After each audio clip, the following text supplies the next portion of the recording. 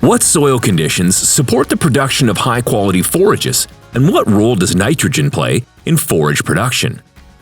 Well, Lyle, today's question has to do with forage production. Our question today is, what soil conditions support production of high-quality forages, and what role does nitrogen play in forage production? Yeah, a good question, Mike. Forages, right from where you work in the southern states to up here in Canada, very important crop, huge number of acres.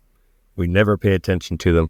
They're certainly the most under-fertilized crop probably in the world, and certainly where I sit. And they are highly responsive to fertilizers, and in particular, often nitrogen fertilizer. Forages have tremendous production, and we remove a lot from a forage field. We don't just remove a little bit of seed, we remove that whole crop, and sometimes repeatedly when we harvest hay. And forages just inherently have huge biomass production. And to do that, they need a lot of nutrients. And nitrogen often becomes deficient in these forage systems. And it's important to the forage crop, not just in terms of yield, but in terms of palatability of that forage. So a forage crop with enough nitrogen will have more protein. The forage material is easier for the animals to just graze and eat and digest, and it's just better for the animals.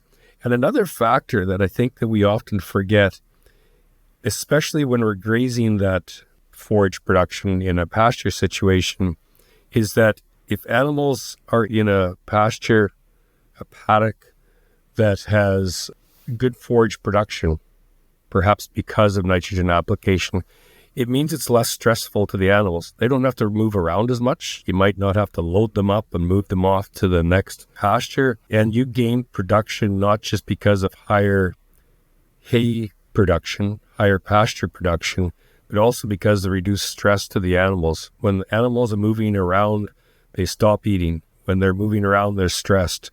And so in the end, good fertilizer management on forages, and that is especially true with nitrogen fertilizer, is important to the forage, and it's important to the animals eating that forage.